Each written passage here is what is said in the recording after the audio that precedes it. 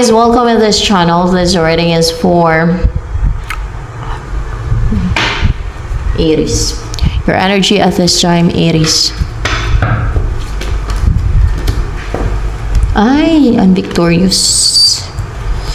Pero may nalaman ka na hidden, secret, or deceit.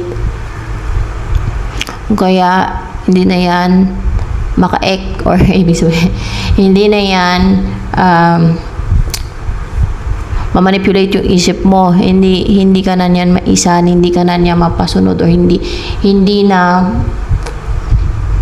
makapag-create ng illusion sa isipan mo kasi alam mo na hindi deceit nadiscover mo na kaya yun ang advantages doon pagka na-expose yung deceit, mga hidden, yung mga pasikreto na ginagawa o mga scheme. Kasi pag nalaman na ng mga biktima o ginagawa ng mga deceit, yung katotohanan, pag na-expose, aware na sila, no? Mahirap na silang linlangin, mahirap na silang pasunurin, mahirapan na yung gumagawa ng deceit na magtagumpay sa kanilang deceit, o diba? Kaya malaking bagay din talaga na in-expose yung mga deceit. So, yan. Siyempre, magagalit yung mga gumagawa ng deceit kasi in-expose sila, mag-retaliate sila kaya in-expose hindi na magtagumpay yung mga deceit nila maging aware na yung mga ginagawa ng deceit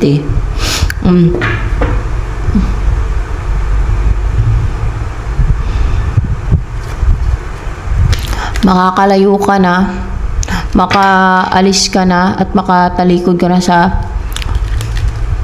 lugar or situation or person or anything na matapang ka nang tumalikod, umalis at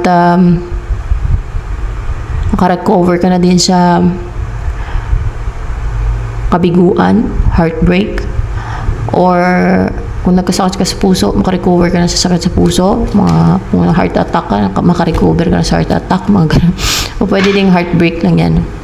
O break up, mga ganyan. O kung heartbroken ka ba, recover ka na dyan.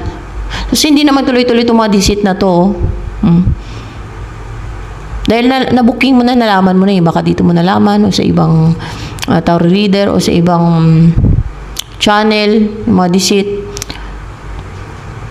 Dami naman nag-expose yun ng mga deceit. Malaking bagay yun na ma-expose para maging aware na yung mga ginagawa ng deceit. Para hindi na mabiktima pa, hindi na malinlang. Kasalanan na ngayon ng tao yun na alam na nga yung ginagawang deceit, witchcraft ng iba, na minamanipula lang yung isip niya, lalo na kung napanood niya dito at sa ibang channel. Tapos, hindi pa siya maniwala. Doon pa siya maniwala sa gumagawa ng witchcraft at sa gumagawa ng deceit sa kanya. Kunwari, ginagayuma siya, doon pa siya maniwala sa gagayuma sa kanya, o namiminsala sa kanya, ayaw maniwala sa nag-expose. Kasalanan niya na yun. Kung makontrol siya, manatiling under sa control siya, or malinlang siya manipula, di ba? Kasalanan niya na yun.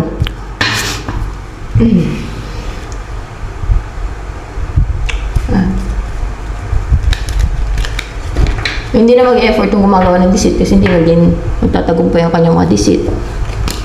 Hindi niya makuha yung gusto niya. Sayang lang din ang effort niya. So, makakatulog ka na mahimbing. Maging stable at secured. Feeling secured. Lalo yung isip mo. Panatag na yung isip mo. At hindi ka na mababalisa. Hindi ka na maging lutang. Kaya makatulog ka na mahimbing kasi ibig sabihin wala nang nakatake sa isipan mo, wala nang mga deceit. Kasi pagka na-unite kasi yung deceit na yan, doon na mag-create ng illusion sa isipan mo. Doon na atake mga lies and deception. Para maka-experience ka pa minsan yan ng mga nag-illusion ka. Nag-illusion nga. May mga yung parang nagde-daydreaming ka kung ginagayuma ka, kung gano'n ang mga deceit. Or kung ang deceit ay black magic, kula, makapanaginip ka ng mga ahas, sawa, mga nakakatakot, mga kaya mga demonyo, yan, parang O kaya may mga hayop na, alam mo yun, related sa witchcraft, mga ganon. O mga ghost, mga ganon yung paniginipan mo kung may gumagawa sa witchcraft, mga black magic.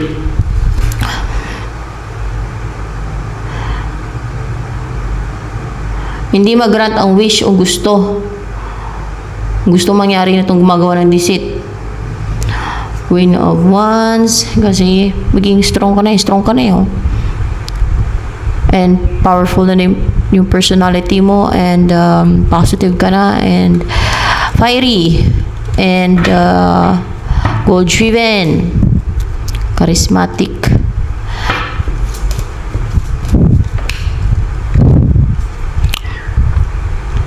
Yung someone na may spiritual connection kayo, may babalik sa'yo.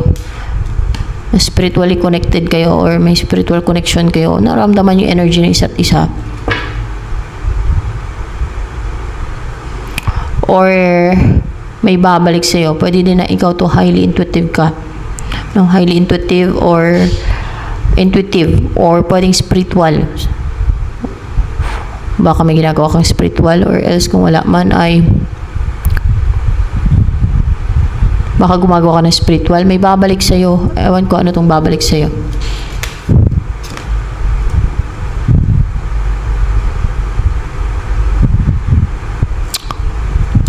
More clarification with the death card in reverse.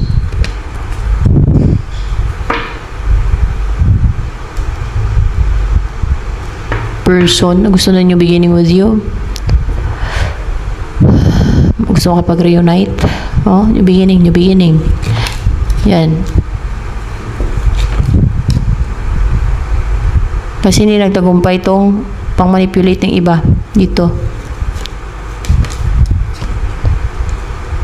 Yung pang-manipulate nila at mas spiritual na ginagawa nila. Hindi nagtatagumpay sa person na yan. Hindi nagsasucceed. Hindi nila malito yung isip ng person na to. Hindi nila malinlang. Hindi nila malito. At talagang nanghinayang sa yung person na yan. Si Emperor. Mukhang Emperor ang kanyang energy, guys. Ito na yung Emperor. Strong na nga yung mind niya. Oh. Strong and powerful and respected or a boss.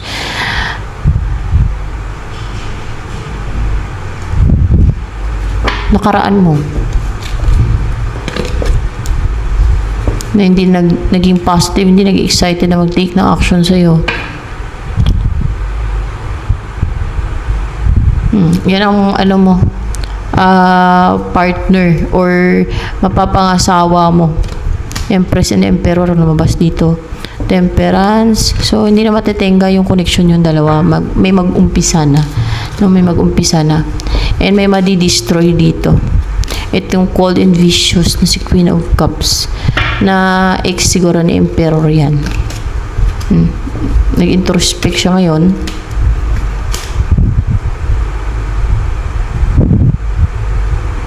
Actually, nakarecover na to from may mga insecurities to.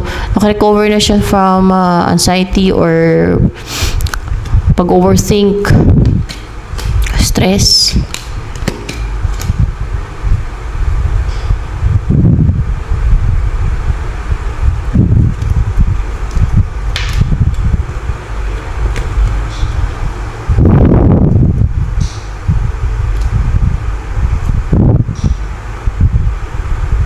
Confident and stable.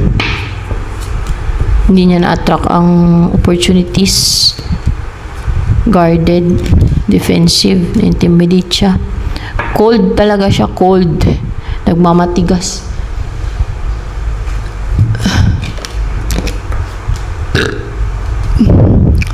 Stagnant siya. Ano ang next chapter ng buhay mo yan? Recover ka na sadness. So, mag-umpisa ka na mamuhay ng contented and hindi ka na mahirapan mag-desisyon.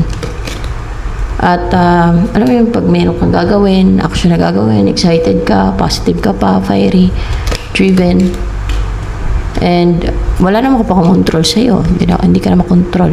And there's collaboration. Meron kang i-build kasama yung makateam mo. Pwede kang sumikat. Or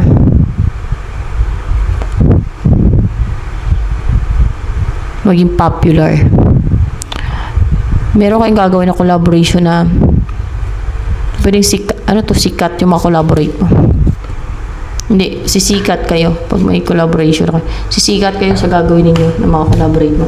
So, ayan, ito na lamang for Aries case.